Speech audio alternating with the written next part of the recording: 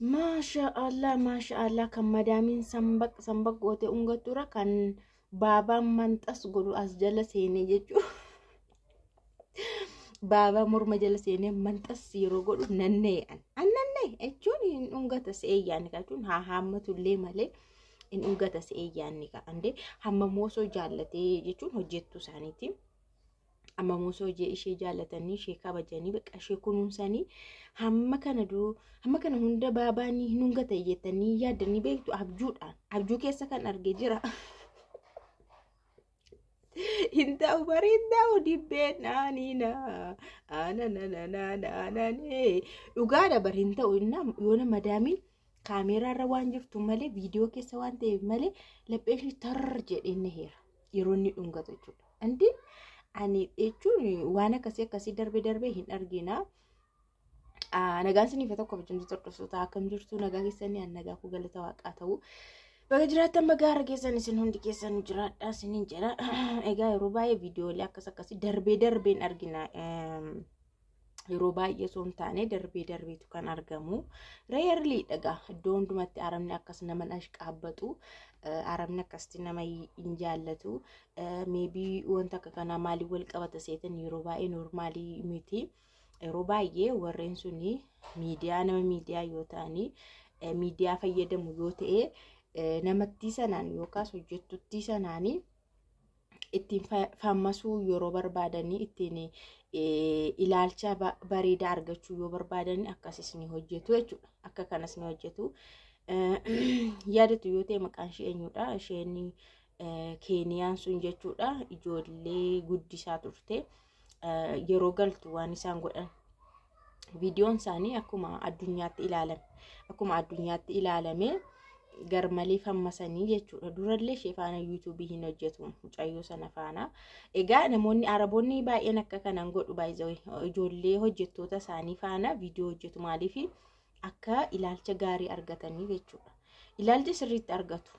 Hojjettuu faana viidiyoo hojjetu jechuudha. Layyatti waan jedhuu fi adda waan ta'uu fi namni sirriitti inni gara keenyas inni gara isaanis dhufee isaan ilaala hordoftoota baay'ee horatu jechuudha.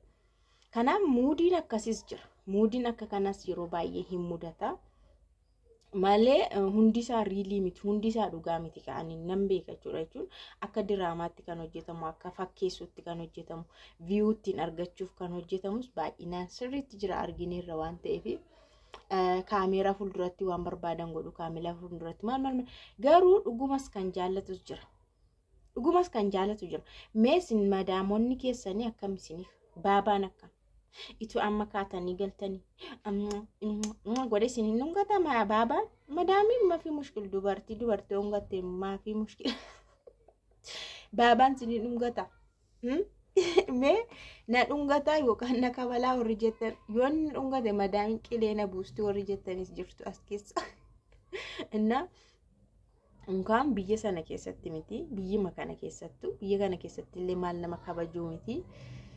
Arabumayyuu wayya jedhee yaadaan Itoophiyaa keessatti mana nama madaamii Itoophiyaa mana ishii galanii hojjechuurra arabuma zalaalamii hojjechuu wayyadeen filadha. An akka kotti maaliif biyya kana keessa baay'ee rakkisaadha jechuudha. Gosuma tokko taanee afaan tokko dubbannee maa wanti keenya burqaan keenya maal keenya jireenyi keenya tokko ta'ee jechuudha. Hojjettuu yoo galfatani biyya keenya keessatti garmalee akka saree wayiitti ilaalu jechuudha. Tuffatanii ilaalu jechuudha. Kana innaa wal bira qabni ilaallu immoo araba wayya dhugaan siniin jedha. Mana arabaatti umurii fixuu wayyaan jedhanna.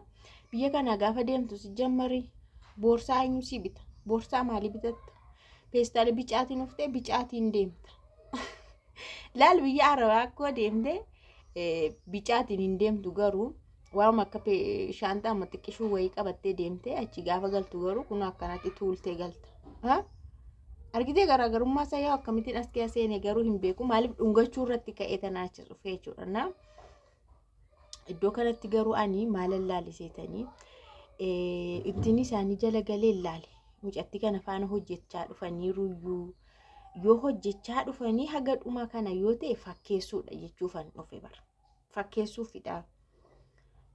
Faana hojjetaa turan waan ta'eef yeroo isheen deemtu immoo akkanumatti chaa'oodhaan hin ta'u bakka yoone ነገር ይሆናል yoone ነገር መሆን አለበት jedhanii waa ittiin attentionii namaa haatan wayii godhuu akka qaban yaadeen ture garuu ani YouTube TikTok isaanii jala deemeera innaalaalu mucattiin kanaan viidiyoo 3 qofa qabdi tokko abbaan taate wayii arbuma keessa kan dhungattu naannisitee kan dhungattu kan haamatu dubartii tokkommoo ishee fuuldura kaameraa kaanii kan itti dudubbatan kana sadan qofa qabu jarri kun dhugumatti mucatti jaallatu jechuufan as bahe bakka waan tokko jalaatiin taltee ufuun bareedamtiire ishee baan hojjechaan dhufne san vaariyaalii isheedhaan isin baane garuu viidiyoo kanatu vaariyaalii bahe yoo keessattuu sababaan dhungate vaariyaalii bahe malee madaamiyyoo dhungattis rakkoon qabu maaliif isheedhaa hojjechaa turte mucaashi guddisaa ijoolleeshi guddisaa yoo dhungate mushkila maa'inni maaltu irraa hir'ate yoo dhungatte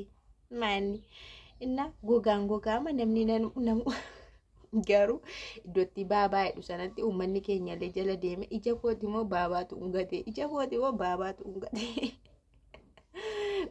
galee maal ta'a viidiyoon kun akkam ta'a akkamti dhungachuu danda'e amma kan akkamti keessa darbee dhungate kan jedhe girrisaa ture ijoollee keenya komantiidhaani na kana siniin jedha jechuun araboonni baay'ee yoo si jaallatan riilli si jaallatu yoo si jaallatan dhuguma si jaallatu laphee isaanii si jaallatu si jibbinaan garuu hammaama caala si xireeffatu si jibbina ija kee arguun barbaada si jibbina bakka waan ta'e si godhu hima barbaadu arabni jechuudha amalli isaanii kan murteeffataa wayite jechuudha amalli isaanii yoo si godhanis si godhu yoo si gargaaran si gargaaru yoo si miidhanis si miidhu garuu immoo carraadhaan arabummoo hunda miti kan akkasii yaadu keessa wal makaanis jira dhimma dhabeessis jira akkanumattis jira jechuudha yoo araba jennu tokko miti gosni isaanii amalli isaanii illee adda adda akka uummanni isaanii adda adda ta'e inna bakka sinifisi araba akkasii kan haadha caaluu kan abbaa caaluu kan gaafa galtanii boo'ee mankaraare isin dhungate isin geggeessu isiniif ishee biraa immoo bagan deeme kan jettu toon taane wayini araba ko sana haadha kiyyadha baabaan ikkoo baay'ee na jaallata osoon isaan biratti deebi'e kan jettu siifaa kenna dhuguma siin jedha bara anamma akkasi amma daamiin kiyya dhugaa waan ittiin ishee himadhu tokko hin qabu yoo ishee faarse malee dhugaadha waanuma tokko waan ishee akkasina goote akkasina miite akkas jedhumoo ani takka barbaade ta'a oolee hojjeta mana sana keessatti ummaa tokko naan jettu maanatti hin dubbatu isa indaamsa ishiin akkanatti na jiraachistu warra ishiitu kan oru haadha ishii obboleettii ishiifaa tokko obboleettii ishii tokko faana masaanuu mataanis walla masaanuu haadhallee maan jettu garuu haadha faana walii galla maqaadhaan hin waamayyuuti ani haadha garuu na duuba moon dubbatti na duuba isaantu na tokko xaaxaruu barbaada malee madaamii kiyya ammayyuu jechuudha too dhaquun hin danda'ama ta'an biyya arabaa jechuudha an dhaquun hin danda'ama ta'e yookaas an dhaquu biyya arabaa dhaquu barbaade dhugaa ishee biran deemu isheenillee yoomillee jette bakka yoosoo kaddaamaa qabaadhe illee ati dhufuu barbaannan rakkoon hin jirutti kaddaamuma toon qabaadhe iyyuu bakka jechuun arabni tokko amma dhumaa warri si jaallatan jiru jechuu barbaadeen biraa galteelle soobdee laalaan amma fakkeenyaaf soobee tikkeetti isaaniillee jalaa gubee dhugaa daba namichi baabaan gaafa tikkeetti naa kutu yoo dhuftes yoo dhiistes bakka rakkoo qabu jedheetu tikkeetti naa kute jechuudha isaaniitiin deebi'us ilaa tikkeetti isaaniillee kutee iqaamaallee indagana amma ji'a ja'aatti na eeguu keessa baatee ji'a sadii makka